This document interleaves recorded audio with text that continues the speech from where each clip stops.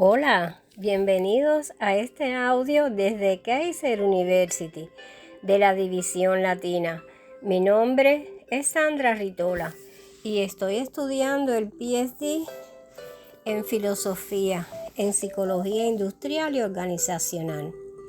Seguramente has escuchado la frase de Álvaro Gómez Hurtado, ¿verdad que sí? Que dice, las encuestas son como las morcillas, muy sabrosas hasta que uno sabe cómo las hacen. Y precisamente esto es lo que sucede en la asignatura Investigación aplicada a encuestas, que nos ha impartido con claridad, sencillez, modestia y profundidad el doctor José Flecha. ¿Y por qué lo digo de esta manera? Pues él nos hace ver la realidad. Por ejemplo, desde los pensamientos de Albert Einstein cuando decía, la investigación es ver lo que todos han visto y pensar en lo que nadie más ha pensado. O también en este pensamiento de Aldrich E. Jr. Stevenson, si quieres entender hoy, tienes que investigar antier. Y sobre esto, Neil Armstrong dijo que investigar es crear un nuevo conocimiento. Y Wernher von Braun es del criterio que investigar es lo que hago cuando no sé qué es lo que estoy haciendo, debido a que se presentan desafíos. Y no son pocos los desafíos, son muchos los desafíos que nosotros encontramos cuando estamos haciendo una investigación. En este caso, el estudio que se propuso sobre el entorno organizacional más amplio, pretendemos aplicar el método mixto, donde tiene el diseño de transformación explicativa y para poder profundizar la comprensión del entorno en la población LGBTQIA+ en Miami, Florida, y a través del enfoque cualitativo para que el enfoque cuantitativo poder generar los hallazgos. De esta manera, al profundizar en las experiencias de los participantes a través del enfoque cualitativo, también se puedan cuantificar los patrones que nosotros vamos a identificar, por lo que para aplicar este método se va a considerar el criterio de Jaume-Sutton para la aplicación de los métodos mixtos. Algo muy importante que tengo que contarle y es que dentro de los desafíos a tener en cuenta en la investigación, que es la población escogida de difícil acceso y desatendida, la población LGBTQIA+ en Miami, en el estado de la Florida. Antes quiero aclararle que esta población se escogió porque el tema central es el entorno organizacional más amplio y este estrato de la población es representativa. También en las redes sociales existen amplios debates sobre la identidad y el género, pero existen pocos estudios científicos al respecto. Y organizaciones como la ONU ya han diseñado sus políticas para la necesidad de atención a a la comunidad LGBTQIA+. Es por eso que entre los desafíos que puedo encontrar y se asocian para obtener la muestra de esta población se encuentran los siguientes. Primero, la desigualdad existente en la salud, la educación, el empleo y la vivienda que enfrentan las personas LGBTQIA+ en Miami, especialmente las de color. El retroceso de los derechos humanos de las personas LGBTQIA+ a nivel estatal sobre la situación busca limitar su expresión e identidad de género. También existen la falta de datos e indicadores específicos sobre la situación de estas personas en la región y puede ser un desafío que no deseen colaborar con la investigación debido a las políticas de la localidad sobre la comunidad LGBTQIA+. También se ha considerado que el IRB considere que los riesgos no puedan manejarse adecuadamente durante el proceso de la investigación por ser una población sensible. No obstante, consideramos que estos desafíos pueden ser trabajados mediante coordinaciones con las organizaciones LGBTQIA en Miami para garantizar la mayor participación de este tipo de población en la encuesta. Ahora, Zora Neale Hurston en su frase, la investigación es la curiosidad formalizada, empuja y hace palanca con un propósito. Y esta frase me hizo recordar los conceptos que en cada clase el doctor Flecha fue orientando y fueron plasmados en el diario de la investigación aplicada de encuestas. Algunos de estos conceptos son muchos, y yo escogí los que más me gustaban a mí. Bueno, la encuesta por muestreo. Se utiliza un concepto pequeño de la población. Es fácil de hacer porque no son tan costosas como las encuestas censales y son menos confiables, por lo que la persona que administra la encuesta debe calcular el tamaño de la muestra de forma adecuada para que la población de estudio no sea afectada. Otro concepto estudiado en clase es la escala de calificación, que puede tener diferentes formatos de respuesta, aunque uno de los más empleados es el uso de la escala Likert. Elemento importante a tener en cuenta son los tipos de encuesta.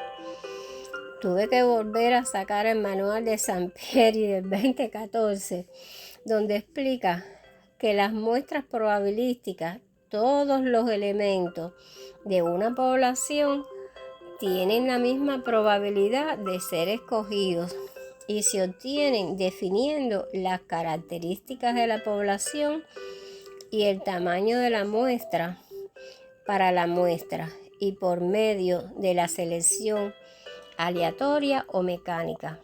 Ahora, para el caso de la muestra no probabilística, este mismo autor refirió que la elección de los elementos no depende de la probabilidad, sino de las causas relacionadas con las características de la investigación o los propósitos del investigador, procedimiento que depende de la toma de decisiones del investigador y elegir entre una muestra y otra, es decir, entre la muestra probabilística y la no probabilística, va a depender del planteamiento del estudio, el diseño de la investigación y de la contribución que se piensa realizar con ello.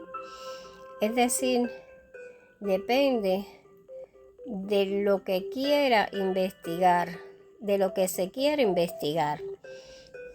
Otro concepto que llamó mi atención y nuevo es el lenguaje inclusivo en el diseño de las encuestas. Este lenguaje se encuentra normado en el informe Verbon en cuanto a la aplicación de sus principios rectores y debe realizarse la recogida de la información que tenga en cuenta la forma en que los participantes les gustaría ser identificados. Es decir, también tener en cuenta la privacidad y la confidencialidad de la información. Para diseñar las encuestas hay que tener presente el lenguaje inclusivo que debe abordar las pautas del lenguaje libre de sesgos, que describa el nivel adecuado de especificidad y debe ser sensible, por ejemplo, a las etiquetas de género, la orientación sexual, la identidad racial o étnica y también puede incluir la discapacidad, el estatus económico, la interseccionalidad, la edad y la participación en las encuestas. El otro concepto escogido es el diseño y análisis de datos, pues hay que tener en cuenta el tipo de escala utilizada para realizar la medición de los ítems, ya sea la escala de discriminación interseccional o la escala de autoeficacia generalizada. Hay que observar que la limpieza de datos forma parte de un proceso que incluye varias etapas: durante el diseño de estudio, durante la administración del estudio y una vez que se hayan recopilado los datos. Durante este proceso se pueden utilizar diferentes categorías como los antónimos psicométricos, los sinónimos psicométricos y los antónimos semánticos, los cuales dependen del tipo de estudio a realizar y la experiencia del investigador. Ahora, los datos descriptivos, que es el otro concepto del cual les voy a hablar, son los que se asocian a aquella información que el investigador obtiene mediante la aplicación de un estudio científico, aplicando una metodología que puede determinar demográficamente el comportamiento de una población, la cual nosotros seleccionamos en correspondencia con la descripción de las variables que nosotros escogimos. También vimos la validez y la confiabilidad de la información. La validez como lo que es verdadero o se acerca a la realidad. Y es válida de errores metodológicos en el que pueden presentarse, por ejemplo, los sesgos de selección, de medición y los sesgos de confusión. Y la confiabilidad es cuando al realizarse un estudio se obtiene un alto grado de validez, lo que hace que el estudio que se vaya a realizar tenga consistencia, se pueda reproducir y sea preciso y exacto. Por último, vimos los estudios correlacionales, que es un tipo de diseño de investigación que analiza las relaciones entre dos o más variables y no son experimentales, ya que el investigador no manipula ninguna de las variables. Las correlaciones que se establecen pueden ser entre las variables, pueden ser fuertes o débiles y positivas o negativas, pero hay veces que no hay correlación y esto se va a expresar mediante el valor numérico llamado coeficiente de correlación. En general, en este programa se ha podido apreciar que es amplio. Además, incluye el uso de los software estadísticos SPSS, Jamowi y Lear. Es útil en este sentido recordar la frase de Carly Fiorina: la meta es transformar data en información e información en insight. Y quiero darle las gracias y agradezco a los compañeros con los que compartí la clase, a Embrody Encarnación y a Samuel Mercado Galarza. Para ustedes mi admiración y respeto por la constancia en el estudio y todas las retroalimentaciones que hicieron a mi trabajo. Sinceramente les agradezco mucho porque aprendí mucho de ustedes. Y al Dr. Flecha por su excelencia en la educación, por su entrega de cada día, por dedicarnos su tiempo y su experiencia. Y recuerden esta frase de Marco Aurelio: nadie tiene tanto poder para ampliar la mente como la capacidad de investigar de forma sistemática y real todo lo que es susceptible de observación en la vida.